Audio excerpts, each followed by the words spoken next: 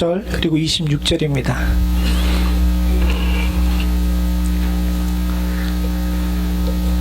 사도행전 8장 4절부터 8절 그리고 26절 우리 한 절씩 교독하도록 하겠습니다.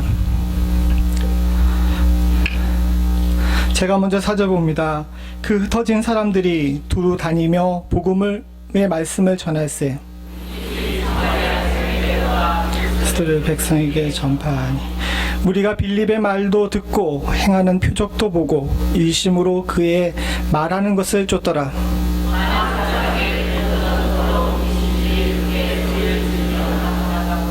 더 많은 중풍병자들과 안전병이들이 나으니 그 성에 큰 기쁨이 있더라. 빌립더라 일러 가로되 일어나서 남으로 향하여 예루살렘에 가서 가사로니아 가는 길을 걸어가라 하니 그 길은 광야라. 아멘. 지난주에 우리는 선교주의를 마쳤습니다. 제가 1년 설교 계획을 세우면서 2월 달에는 전도와 선교에 관한 말씀 증거에 관한 그런 말씀을 전하려고 계획을 세웠습니다. 그래서 오늘 우리는 사도행전 8장을 통해서 이 빌립이라는 사람을 하나님께서 이용하시는 모습을 보며 교회가 복음 증거에 어떤 마음을 가져야 되는지 또 복음 증거가 어떤 유익이 있는지 이에 대해서 함께 나눌 수 있기를 원합니다. 사실 사도행전 8장에는 배경이 있어야 됩니다. 사도행전 8장 오늘 읽진 않았지만 1절부터 3절을 보게 되면 사도행전 7장에서 스데반이 순교를 해요. 순교를 하는 이후에 교회가 굉장히 어려웠습니다. 1절부터 3절인데 우리 같이 한번 읽어보죠. 같이 봅니다. 시작. 사울이 그의 죽임당함을 마땅히 여기더라. 그날에 예루살렘에 있는 교회에 큰 핍박이 나서 사도 외에는 다 유대와 사마리아 모든 땅으로 흩어지니라. 경건한 사람들이 스데반을 장사하고 위하여 크게 울더라. 사울이 교회를 잔멸할새 각 집에 들어가 남녀를 끌어다가 옥에 넘기니라. 스데반이 죽은 이후에 교회에 큰 핍박이 일어났습니다. 얼마나 큰 핍박이 일어났는지 교회 내에 있던 예루살렘 교회에 있던 모든 성도들이 다 예루살렘 성 바깥으로 나가야 될 상황이 됐습니다. 3절에도 나와 있지만 후에 바울이 되는 사울이 앞장서가지고 교회를 핍박합니다. 근데 그 교회를 핍박하는 모습을 성경의 표현 그대로 보게 되면 잔멸이라고 합니다. 우리 성경엔 옛날 한자어가 나오는데요. 이 옛날 한자어로 잔멸이라는 건 뭐냐면 그 폐잔병도 없이 완전히 멸절시켜버리다 라는 뜻이에요. 즉 전쟁에 일어나가지고 도망가는 사람 있으면 도망가는 사람 놔주는 것이 아니라 그 도망가는 사람들까지 쫓아가가지고 다 죽여버린다라는 의미가 잔멸이죠. 얼마나 교회에 대한 핍박이 강했는지 성경의 표현에 잔멸이라는 표현을 썼습니다. 이런 상황 속에서 모든 성도들은 다 교회 바깥으로 나가야 될 상황이 됐어요. 1절의 마지막에 보게 되면 사도 외에는 다 도망가 버렸습니다. 사도들도 순교하기 위해서 저 자리에 남은 상태였죠. 이렇게 교회가 어렵고 힘든 가운데 이제 많은 사람들이 이제 기독교는 끝났다라고 생각하는 그런 상황이었습니다. 근데 오늘 본문에 보게 되면 4절부터 6절에 보게 되면 이 사람들이 두루 흩어졌는데 이 두루 흩어진 사람들 중에서 빌립이 사마리아라는 곳에 가게 됩니다. 이 사마리아는 어떤 땅입니까? 이스라엘 사람들이 유대인들이 개와 돼지처럼 여기는 사람들이 모여있던 그런 곳이라고 할 수 있죠.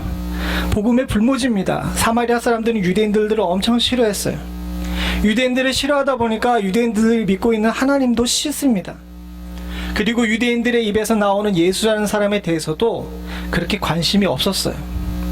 즉 누구도 예수 그리스도에 대해서 관심도 또 하나님에 대한 이해도 없는 그런 곳으로 가게 된 것이죠. 우리는 환경을 굉장히 중시 여깁니다. 마른 나음은 어디로 보내라 그러죠? 이걸 또 아시네. 사람은 낳으면 서울로 보내라 그러죠. 말을 왜 제주도로 보내고 사람은 서울로 보낼까요? 그만큼 말이 크기에는 제주도라는 환경이 좋고 사람이 사람으로 크려면 서울이라는 환경이 좋다라고 생각했기 때문에 그렇습니다. 전통적으로 유교적 가치관도 그렇죠. 맹자의 어머니는 맹자를 제대로 교육시키기 위해서 몇 번을 이사합니까? 다들 공부를 너무 잘하셨어요. 맹자의 어머니도 맹자를 교육하기 위해서 3번을 자리를 옮깁니다. 제가 한창 대학원에서 공부할 때였습니다.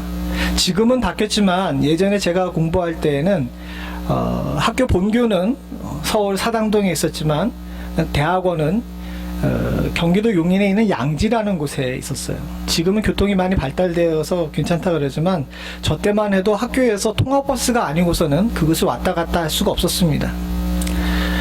특별히 저 같은 경우는 3년 동안 대학원을 다니면서 서울에서 속초로 사역을 하러 다니러 왔다 갔다 했었어요. 양지에서 서울로 다시 올라갔다가 서울에서 다시 속초까지 시간으로 따지게 되면 한 6시간 정도 차를 타고 매주 왔다 갔다 하는 그런 상황이었습니다. 한 번은 대학원이 있던 양지 캠퍼스에서 서울에 있는 사당동으로 올라가는 가운데 제 옆에 한 전도사님이 앉으셨어요. 별로 친하게 지낸 전도사님이 아니셨습니다. 그냥 안면만 있던 분이셨는데 그분이 서울을 올라가는 내내 피곤해가지고 좀 잤으면 좋겠는데 난 앞으로 먼 길 가야 되기 때문에 자야 되는데 옆에서 계속 말을 시키시는 거예요. 말을 시키시면서 자꾸 저한테 친해지려고 이런저런 주제로 갑자기 이야기하시는데 그 이야기하시던 주제 중에 제가 갑자기 잠이 확 깨는 주제가 있었습니다. 서동서사님, 저는 앞으로 교회를 개척하게 되면 교회 이름을 하나 지을 겁니다. 마지못해서 제가 어떤 교회 이름인데요? 라고 물어봤더니 이 전도사님 하시는 이야기가 제가 개척할 교회 이름은 여기만 교회입니다. 뭔 얘기인지 아시겠어요? 교회 이름은 여기만으로 이렇게 짓겠다는 거예요. 여기만 교회입니다 라고 이야기하는 겁니다. 갑자기 잠이 확 깨는 거예요. 그래서 왜 그러시는데요? 라고 얘기했더니 사람들이 자꾸 교회를 떠나면서 성도들이 여기만 교회야? 이러면서 떠난다는 거예요. 그러니까 앞으로 내가 교회를 개척할 때에는 교회 이름을 여기만 교회라고 짓겠다는 겁니다. 그러면 아무도 여기만 교회야 하고 도망가지 않을 거라는 거죠. 참 기가 막혔습니다. 뭐라고 얘기할 수가 없었고 그 전도사님이 이것이 농으로 나한테 얘기하신 것인지 진심으로 얘기하신 것인지조차도 제대로 분간할 수 없는 그런 일을 당했었죠. 근데 집에 가는 내내 곰곰이 생각을 해봤습니다. 얼마나 절박하고 얼마나 힘들었으면 저런 이야기를 할까라는 생각이 들더라고요. 그 뒤로도 그 전도사님하고는 친해지지 않았어요. 저하고 워낙 성품이 다른 사람이라 친해질 수가 없었는데 지금도 여전히 그때 그 분위기와 그 전도사님이 이젠 목사님이 되셨겠지만 그분이 하신 그 분위기나 내용에 대해서 아직도 기억이 생생합니다. 근데 한편으로 생각해 보게 되면 그런 생각이 들어요. 많은 성도들이 교회를 옮기는 이유가 있습니다. 제가 성도들한테도 종종 이야기하지만 성도들에게는 교회를 선택할 수 있는 권리가 있어요. 복음이 제대로 선포되는 곳이라면 자신의 집에 가까운 곳, 또 자신이 갈 수 있는 그 어떤 곳도 갈 수 있습니다. 그러나 사랑하는 성도님들 잘 생각해 보게 되면 우리는 교회를 선택할 때 환경이란 부분을 참 많이 생각하는 경우가 있어요. 사실 그렇습니다. 사랑하는 성도님들, 성도가 신앙생활을 잘 하기 위해서는 좋은 환경이 필요할 수가 있어요. 좋은 교회 건물, 또 교회 가기 쉬운 그런 교통편 같은 것도, 그리고 그 교회에 어떤 사람이 있는 것도 굉장히 중요한 경우가 많이 있죠. 사람은 환경에 휘둘리기 때문에 이사를 하고 사람이 서울로 가야 되는 것과 마찬가지로 교회를 어떤 곳을 가느냐가 중요할 수도 있습니다. 근데 사랑하는 성도님들과 제가 반드시 기억해야 될 것이 있습니다. 교회 성장하기나 세상 사람들이 이야기하는 바에 따르게 되면 우리 교회도 그렇게 입지가 좋지는 않아요. 20년 전에, 25년 전에 교회를 개척했을 때는 이곳은 백인 지역이었습니다. 그래 여러분들 다 아시는 것처럼 이제는 백인들보다 흑인들이 더 많죠. 또 교회가 큰 길에서 들어가 있어서 후미져서 찾기 힘들다라고 이야기하시는 분들도 있습니다. 또 어떤 분들은 교회의 과거의 역사들에 대해 이야기하면서 교회에 관해서 안 좋은 이야기를 하시는 분들도 있고 거기 싫어라고 이야기하시는 분들도 있습니다. 환경을 따라 사는 사람들이 많기 때문에 그렇게 이야기하시는 분들을 우리가 이해할 수 없는 것은 아닙니다. 그러나 사랑하는 성도님들, 오늘 우리가 본문에 보게 되게 되면 핍박받은 성도들이 소외된 땅에 가가지고 그곳에서 복음을 일으키는 모습을 보게 됩니다. 믿는 사람들은 항상 이 부분에 대해서 깊이 생각해 봐야 합니다. 우리는 조건과 환경을 따지면서 내 옆에 누가 있는지를 중시 여기는 경우가 많이 있지만 사실 하나님의 역사는 그런 방식으로 일어나지는 것이 아니라는 사실을 우리는 몸으로 체험했습니다. 제가 4년 전에 이 교회에 왔었을 때, 그리고 지금의 현장을 볼 때 많은 분들이 우리 교회가 달라졌다라고 이야기합니다. 그렇게 달라졌던 이유는 단 한 가지라고 저는 생각해요. 이곳에 하나님이 계셨기 때문인 줄로 믿습니다. 거기에 덧붙여 한 가지가 더 있다면, 사랑하는 성도님들, 환경을 이길 줄 아는 성도로서의 정체성을 가진 사람들이 이 자리에 있었기 때문인 줄로 믿습니다. 많은 사람들이 핍박받아서 예루살렘 성을 빠져나올 때 이제 기독교는 끝났다라고 생각했을 거예요. 심지어는 예수님의 제자 중에 하나가 순교했습니다. 스데반은 돌에 맞아 죽었고요. 교회를 핍박하기 위한 자들은 아예 교회의 뿌리를 뽑으려고 도망가는 자들까지 잡아서, 집에 숨어있는 자들까지 잡아가지고 교회를 망가뜨리려고 하는 그런 상황이었습니다. 그 핍박이 얼마나 강했는지 유대교의 세력이 미치는 그 어떤 것도 피할 자리가 없어서 유대인들이 개와 돼지가 사는 곳으로 여기는 사마리아로 도망갔어요. 복음의 불모지로 간 것입니다. 핍박받은 성도들이 소외된 땅에 가가지고 이제 절망만 남아있다라고 생각하는 그때에 하나님께서 오늘 본문에 나온 그대로 그곳에서 복음의 역사를 이루시는 놀라운 은혜를 허락하셨는 줄로 믿습니다. 그렇게 할 수 있었던 것은 딱 한 가지입니다. 그곳에 하나님의 뜻이 있었고, 또 거기에 덧붙여서는 그 하나님의 뜻을 순종하며 준행할 줄 아는 성도들이 있었기 때문인 줄로 압니다. 우리가 4절을 같이 한번 읽어보죠. 4절을 같이 읽습니다. 시작. 그 흩어진 사람들이 두루 다니며 복음의 말씀을 전하세. 사랑하는 성도님들, 여기에 환경을 이기는 그 회복의 역사에 비밀이 담겨 있는 줄로 믿습니다. 남들은 다 망했다고 생각하고 이곳에서는 씨가 뿌려지지 않는다고 생각되던 그곳에 성도들은 자신의 정체성을 잃어버리지 않고 복음을 증거하는 일에 힘써 행했습니다. 복음의 정체성을 잃지 않고 성도의 정체성을 잃지 않는 자들이 서 있는 곳은, 사랑하는 성도님들, 환경을 변화시켜 복된 곳으로 만드는 능력이 있는 줄로 믿습니다. 그래서 성경은 이야기합니다. 의인이 터가 무너지면 하나님을 바라보라고 이야기하고요. 복음을 들고 넘는 자들의 발걸음이 아름답다라고 이야기하죠. 우리는 산이 힘들다고 이야기합니다. 터가 무너지면 망했다라고 이야기하죠. 그러나 성경의 관점은 다릅니다. 터가 무너지고 산이 높아도 그곳에 복음을 든 사람들이 있다면, 하나님을 사모하는 자들이 있다면 무너진 터 정도는 다시 세울 수가 있고 높은 산 정도는 아름답게 바꾸실 수 있는 능력을 우리 하나님이 가지고 계신 줄로 믿습니다. 그리고 우리는 그 귀한 능력을 우리의 삶 속에서, 지금 우리의 교회의 모습 속에서 목도하고 있는 줄로 믿습니다. 참 하나님께 감사드리는 것은 3년 전, 4년 전에 우리 교회의 모습과 지금의 모습을 비교해 보게 되면 오로지 주의 은혜였습니다 라고 찬양할 수밖에 없는 줄로 믿습니다. 더 감사드리는 것은 그 어려운 상황 속에서도 하나님을 붙들고 놓지 않으며 말씀대로 살려고 노력하시는 성도들이 이 안에 가득하게 됨을 정말 참으로 감사하게 여깁니다.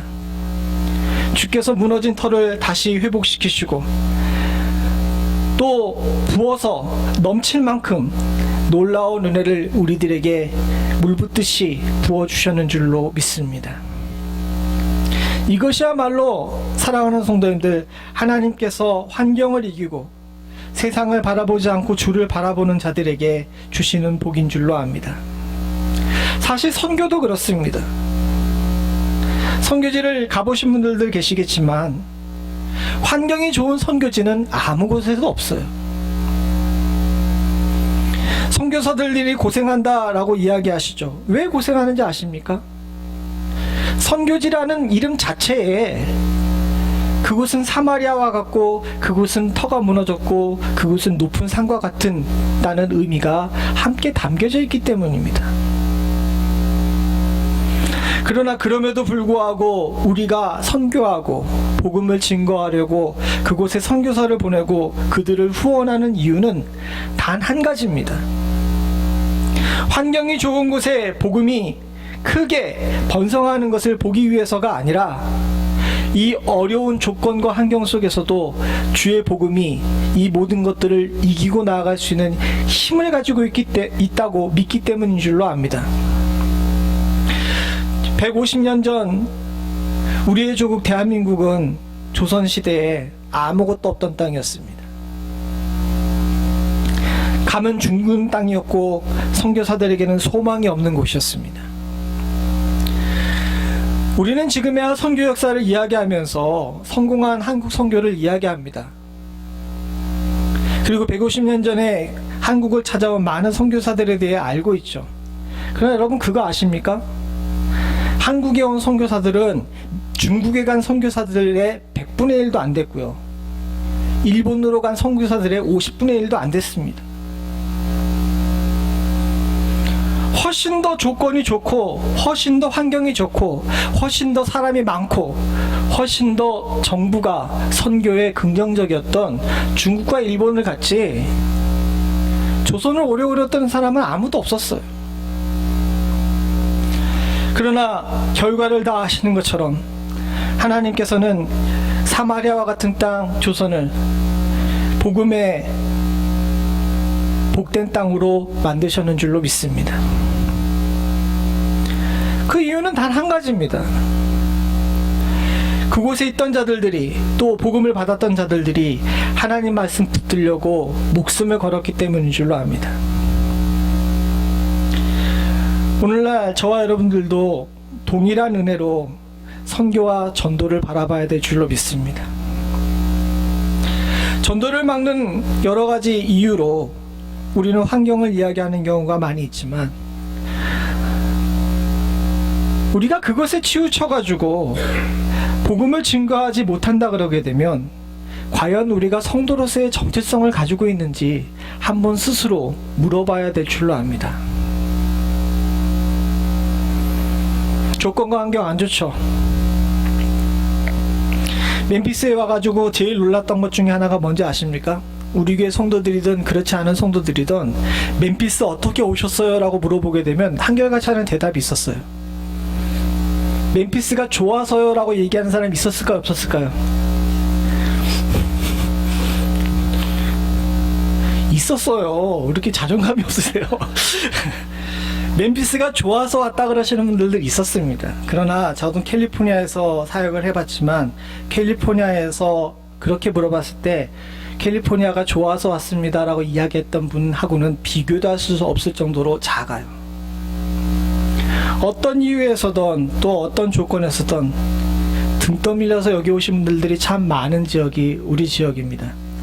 그러나 사랑하는 성도님들, 제가 느끼고 또 제가 알기로는 제가 그동안 사역해왔던 그 어떤 지역도 여기만큼 복음에 집중할 수 있는 지역이 없었습니다. 저와 여러분들이 하나님 앞에서 반드시 기억해야 될 것이 있습니다. 우리는 하나님께 붙들린 자들이고 하나님께서는 우리의 삶을 주관하시는 분이신 줄로 믿습니다. 이곳으로 인도하신 하나님께서는 바로 여기에 우리가 필요하고 이곳이 우리에게 필요해서인 줄로 믿습니다. 그리고 그걸 통해서 또 사랑하는 교회들과 성도들을 함께 만나게 해서 믿음으로 진보하게 하고 이곳에 복음의 역사를 이루게 하시는 줄로 믿습니다. 이것이 우리들에게 복이고 이것이 우리들에게 감사인 줄로 압니다. 더 깊이 들어가서 우리가 생각해 봐야 될 것이 있습니다. 핍박받는 자들이 소외된 환경 속에서 하나님의 역사를 이루었는데 그렇게 할 수 있었던 것은 딱 한 가지 방법밖에 없었죠. 바로 그것은 무엇이냐면 복음의 말씀을 전했던 것입니다. 사마리아를 변화시키고 그곳에 흩어졌던 예루살렘 성도들이 모여서 교회를 이룰 수 있었던 것은 그들이 그곳에서 복음의 말씀을 전했기 때문인 줄로 믿습니다. 그런데 참 묘하죠. 성경의 다른 부분에 보게 되면 복음을 전했다, 또 말씀을 전했다라는 표현은 나오는데 4절처럼 복음의 말씀을 전했다라는 표현은 잘 안 나와요. 저기에 아주 중요한 의미가 담겨져 있습니다. 저 복음의 말씀을 전할세라는 이 단어가 헬라어로는 유앙겔리오테 노에톤 로콘이라는 말인데 말씀을 복음으로 전했다라는 뜻입니다. 원래 직역을 하게 되면 더 구체적으로 이 부분을 갖다 풀어서 직역을 하게 되면 그들이 복된 소식을 전했는데 그것은 하나님의 말씀이었다라는 뜻입니다. 사랑하는 성도님들, 교회를 회복시키고 성도가 회복되려면 우리가 경험했던 것처럼 말씀을 전하는 것밖에는 다른 방법이 없는 줄로 믿습니다. 교회에 와가지고 새로운 조직을 만들고 사람을 모으고 그곳에서 어떤 행사를 한다 그래서 교회가 다시 살아나는 것 아니고요, 성도가 다시 회복되는 것 아닙니다. 교회의 능력은 오로지 딱 하나, 복된 소식을 말씀으로 전하는 것뿐인 줄로 믿습니다. 어떤 사람들은 복된 소식을 다른 방법으로 이야기하는 경우들도 있습니다. 우리 교회에 오게 되면 밥이 맛있어, 복된 소식이죠. 멤피스처럼 이렇게 식당 밥들이 안 좋은 곳에서는 일주일에 한 번씩 이렇게 교회 와가지고 이렇게 맛있는 특식 먹는 교회가 없어요. 그죠? 근데 여러분, 사랑하는 성도님들, 주변에 있는 성도들한테 전도할 때 우리 교회 가면 밥 맛있어 라고 이야기하시면 돼요, 안 돼요? 왜 갑자기 그것도 교회의 자랑이 될 수 있지만 그것이 복된 소식이 돼서는 안 된다는 거죠. 사마리아에 있는 성도들이 복된 소식을 전한다 그러면서 그곳에 가면은 떡을 공짜로 준대라고 이야기하지 않았을 거라는 겁니다. 또 다른 복된 소식으로 다른 사람들이 이야기할 때 그곳에 가면 좋은 사람들을 만날 수가 있어 라고 이야기하면서 사람을 내세우는 경우가 있죠. 여러분도 그렇게 하십니까? 사마리아에 있는 성도들이 사마리아에 있는 사람들에게 복된 소식을 전하면서 그곳에 가게 되면 정말 선하고 나눌 줄 알고 착한 사람들만 모여있어 라고 이야기한 것이 아니라는 것입니다. 아무리 조건과 사람이 좋다 할지라도 저들이 증거한 것은 딱 하나였습니다. 하나님의 말씀이었습니다. 교회가 교회답고 무너진 터를 다시 회복시키며 상처받은 성도들이 회복되려면 자랑할 만한 복된 소식은 단 하나, 하나님 말씀밖에 없는 줄로 믿습니다. 그것이 교회의 자랑이 되어야 되고 그것이 교회의 능력이 되어야 될 줄로 믿습니다. 오늘날 많은 교회들이 아까 전에 말씀드린 것처럼 좋은 교통 환경이나 좋은 교회 건물이나 좋은 목회자를 자랑하는 경우가 많이 있습니다. 사랑하는 성도님들, 그것이 자랑거리가 아니라는 것은 아닙니다. 그러나 더 근본적으로 우리가 반드시 기억해야 될 것은 그곳엔 하나님의 말씀이 선포돼 바로 이것이 우리의 자랑이 되어야 되는 줄로 믿습니다. 교회에 수많은 사람들이 모이고 많은 사람들이 함께 들어갈 수 있고 자녀들을 교육시킬 수 있는 좋은 환경이 있다 할지라도 그곳에 말씀을 담지 않았으면 거기에 무슨 유익이 있으며 그곳에 무슨 회복이 있겠습니까? 참 감사한 것은 예루살렘 교회 성도들이 사마리아의 성에 정말 도망치듯이 쫓겨나왔음에도 불구하고 저들은 자신의 자랑거리를 하나도 가져가지 않고 단 하나 하나님 말씀만 가져갔다는 사실입니다. 우리 교회도 말씀으로 회복되는 줄로 믿습니다.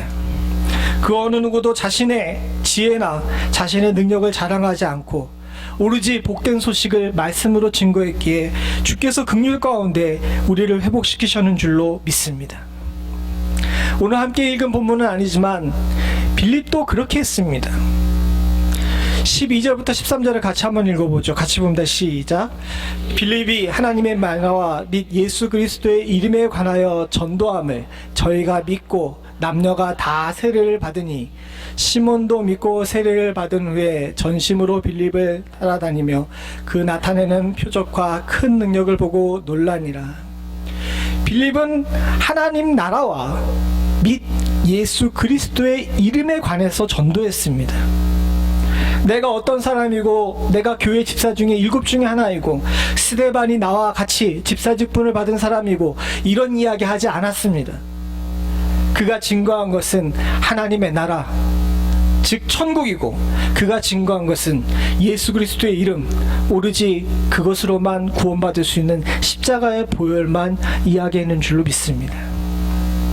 사랑하는 성도님들, 우리가 지금 멤피스 지역 가운데 선포해야 될 것은 바로 그것인 줄로 믿습니다. 전도가 안 된다고요? 숨어있는 전도할 대상들 수없이 많이 있습니다. 저들에게 우리가 교회 나오라고 이야기할 때 반드시 기억해야 될 것이 있습니다.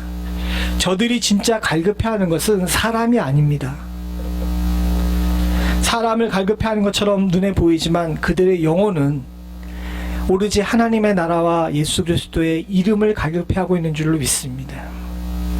따라서 적절하게 우리가 선포할 수 있는 단 한 가지 이름은 바로 저것인 줄로 믿습니다. 저와 여러분들도 빌립처럼 이 소외된 땅에 상처받은 영혼들에게 하나님 나라와 및 예수 그리스도의 이름만 증거하실 수 있는 은혜가 있기를 소원합니다. 그렇게 되게 되면 표적과 큰 능력이 나오는데 바로 6절과 7절에 오늘 우리가 읽었던 말씀이죠. 같이 한번 보겠습니다. 시작. 무리가 빌립의 말도 듣고 행하는 표적도 보고 일심으로 그 한 말하는 것을 쫓더라. 많은 사람에게 붙었던 더러운 귀신들이 크게 소리를 지르며 나가고 또 많은 중풍병자와 안진병자가 나오니, 귀신이 쫓겨나고 중풍병자와 안진병이가 일어나는 역사가 말씀을 통해서 일어납니다. 사실 병이 낫는 것을 이야기하는 것이 아닐 수도 있습니다. 물론 병이 나은 것도 실질적으로 일어났겠죠. 그러나 저 7절의 말씀을 우리는 어디서 한번 본 기억이 있습니다. 어디서 봤을까요? 사복음서에 예수님께서 복음을 증거하실 때 나타났던 현상입니다. 사랑하는 성도님들, 저 말씀이 왜 여기에 반복되는지 아십니까? 하나님 말씀을 증거하게 되면 그 증거가 예수의 입에서 나왔던 빌립에서 나오는 결과가 똑같다는 것을 증명해 주기 위해서 저 구절을 반복한 것이라고 성경학자들은 이야기합니다. 원래는 기적이 끊어진 세대라고 이야기합니다. 예수 그리스도의 기적인 그때만 있었던 일이라고 생각하는 경우가 많이 있죠. 그러나 사랑하는 성도님들, 그렇지 않습니다. 하나님의 복음의 말씀이 온전히 증거되게 되게 되면 그 어떤 곳에서도 회복의 역사와 치료의 은혜가 일어나는 줄로 믿습니다. 바로 지금 우리 교회가, 저와 여러분 모두가 다 목표로 삼아야 되고 깊이 사모해야 될 일이 바로 저것인 줄로 믿습니다. 눈으로 보는 현상으로 안진뱅이가 일어나고 중풍병자가 낫는 것 보는 것도 중요하지만, 사랑하는 성도님들, 우리가 말씀 가운데 굳건히 붙잡혀 서 있어서 우리의 영혼이 회복되고 우리의 삶이 나아지는 것을 매일매일 볼 수 있는 은혜가 우리 가운데 있어야 할 줄로 믿습니다. 그렇게 되게 되면 이 소외당에 슬퍼하던 사마리아 땅이 오늘 성경 본문에 보게 되면 8절에 뭐라고 되죠? 그 성에 큰 기쁨이 있더라. 기쁨의 성이 되는 역사가 일어나는 줄로 믿습니다. 우리 옆에 있는 성도들의 얼굴을 한번 보시죠. 예, 기뻐요? 그러면 옆에 있는 사람 손을 꼭 붙들고 함께 있어서 너무 기뻐라고 한번 얘기해 주시죠. 네.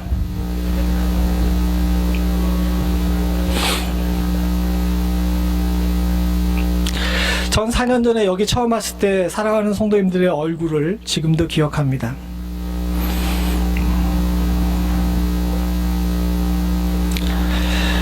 그때 얼굴을 기억하고 지금의 얼굴을 함께 나누게 되게 되면 하나님께 한없이 감사할 수밖에 없습니다. 왜 아팠던 과거를 이야기하냐고 이야기하실 수도 있지만, 사랑하는 성도님들과 저에게 있어서는 지난 몇 년, 그리고 지금 이 현재 주께서 사마리아 성에게 이루셨던 이 기쁨의 큰 역사가 우리의 삶 속에서 반드시 일어났다는 사실을 기억하고 감사해야 될 필요가 있는 줄로 믿습니다. 주께서 우리에게 기쁨의 성을 이루셨고 우리 가정에게도 기쁨의 성을 이루셨는 줄로 믿습니다. 여기 앉아 계신 분들 중에서는 그 어려운 시절을 보내신 분도 계시고요. 후에 들어왔지만 먼저 섬기던 교회가 크나큰 아픔을 당했던 것을 경험하신 분들도 계십니다. 우리의 과거가 어떻든지 또 우리의 환경이 어떻든지 사랑하는 성도님들, 말씀은 우리로 기쁨의 성을 이루게 하는 능력이 있는 줄로 믿습니다. 그리고 바라고 소원하기는 우리가 이룬 이 기쁨의 성이 우리의 능력이 아니라 하나님의 말씀으로 인해서라는 사실을 잊지 않고 매일매일 주께 감사하며 주의 말씀 붙드는 일에 우리가 더욱 힘쓸 수 있기를 간절히 소원합니다. 여기서 끝나서는 안 됩니다. 사마리아 성을, 그 소외된 땅을 기쁨의 성으로 만들었던 빌립을 하나님께서는 26절에 보니까 다시 다른 곳으로 보내시죠. 26절을 같이 한번 읽어보겠습니다. 시작. 주의 사자가 빌립더러 일러 가로되 일어나서 남으로 향하여 예루살렘에서 가사로 내려가는 길로 가라 하니 그 길은 광야라. 하나님께서는 빌립에게 주의 사자를 보내셔가지고 말씀하십니다. 남으로 향하여서 예루살렘에서 가사로 내려가는 길로 가라 라고 이야기하셨죠. 여기까지만 이야기해도 되는데 굳이 안 붙어도 되는 뒤에 설명을 하나 붙여놓습니다. 뭐라고 붙여놓습니까? 그 길은 광야라. 성경에 내가 볼 때 쓸데없는 데 붙어있다라고 생각하는 것은 전에도 말씀드렸지만 의미가 있는 거예요. 우리가 중간에 시몬이라는 사람의 기록이 있어가지고 9절서부터 25절 사이에 이 내용이 있는 바람에 두 개를 연결하지 못하지만, 사실 이 시몬이라는 사람의 스토리를 갖다가 드러내게 되게 되면 8절과 26절이 연결이 됩니다. 8절에서 우리는 안 좋은 곳, 소외된 땅, 복음에 적대적이었던 사마리아가 복음으로 말미암아 변화되어서 그곳이 기쁨의 성이 된 것을 봤어요. 그러면 우리 생각할 때 우리 나름대로 이제 다 됐다라고 생각할 확률이 높겠죠. 그렇지 않습니까? 여러분, 우리도 지금 이런 함정에 빠져 있는지 모릅니다. 이제 교회가 평안하고 웬만해지니까 이만하면 좋죠. 네, 대답을 안 하셔서 얼마나 감사한지 몰라요.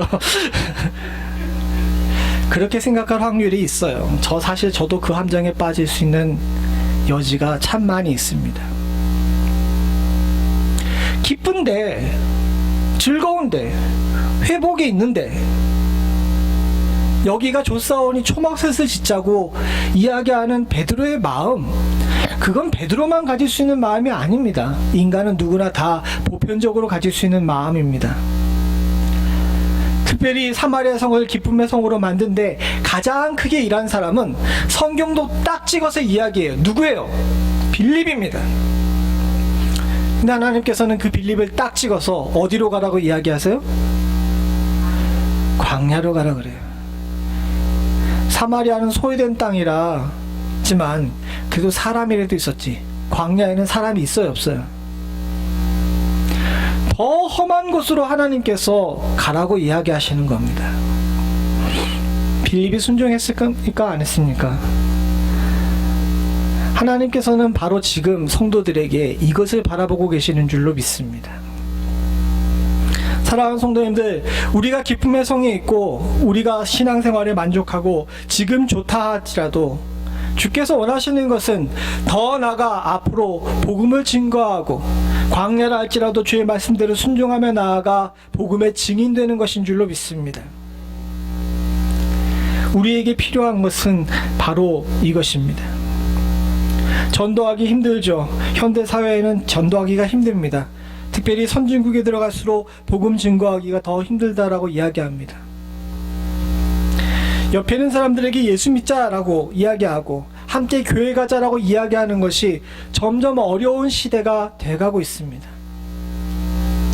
그러나 사랑하는 성도님들, 주께서는 우리 보고 기쁨의 성에 머물지 말고 광야로 나아가라고 명령하고 계십니다.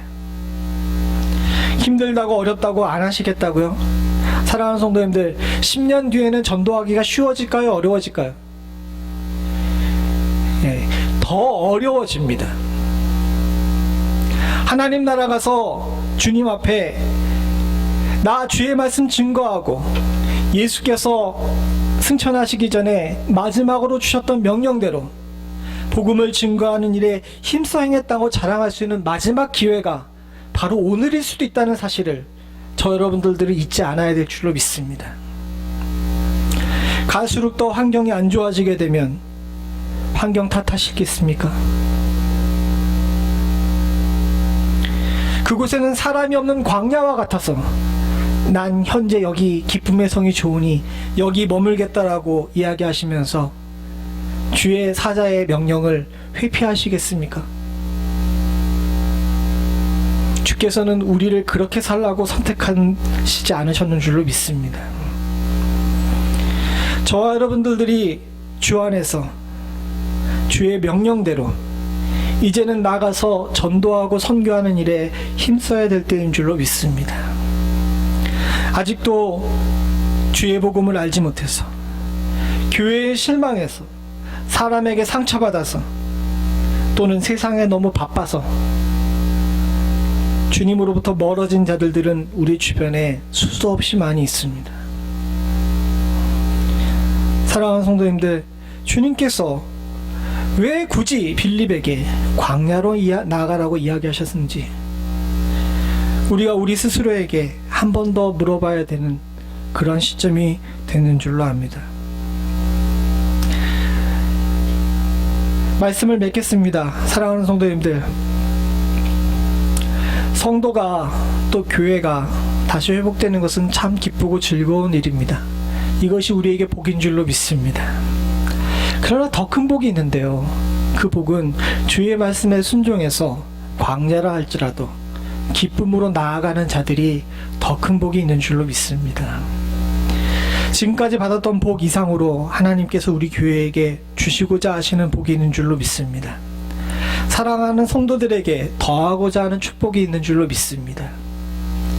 바라고 소원하기는 한 분도 빠짐없이 이 귀하고 복된 축복을 받아 누리실 수 있는 은혜가 있기를 간절히 소원합니다. 같이 기도하시겠습니다. 하나님 아버지, 핍박받는 자들이 소외된 땅에서 복음으로 다시 일어나는 모습을 저희의 삶 가운데 체험케 하여 주심을 감사드립니다. 저희들에게도 주의 교회가 기쁨의 성이 되며 주의 사랑하는 성도들이 기쁨의 은혜를 누리게 하심을 감사드립니다.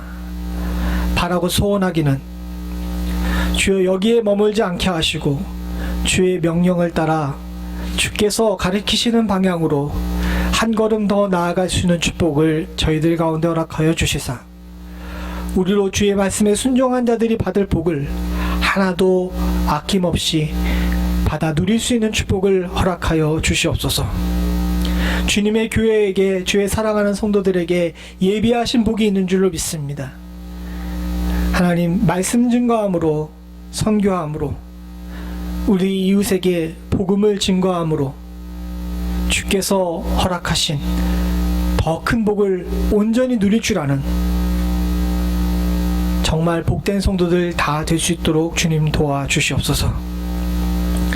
이 자리에 몸이 불편하여 함께하지 못한 성도들이 있습니다. 하나님 아버지, 저들 위에도 주님께서 함께하여 주셨기를 간절히 소원하오니 오늘 말씀에 나온 그대로 주의 말씀을 붙잡고서 하나님 아버지 다시 일어날 수 있는 축복을 허락하여 주시옵고 혹 치료 중에 있는 자들 위에도 주님께서 함께하여 주시사 낙심치 않고 주님과 함께함으로 기쁨 가운데 모든 치료가 온전히 다 이루어질 수 있는 은혜를 허락하여 주시옵소서. 이제 나가 일주일 동안 세상에 삽니다. 하나님 아버지, 세상에서 우리를 홀로 두지 말아 주시옵고 주의 말씀 온전히 붙잡고 승리하며 살 수 있는 은혜를 저희 가운데 허락하여 주시옵소서. 모든 말씀 예수님의 이름으로 간절히 기도드리옵나이다. 아멘.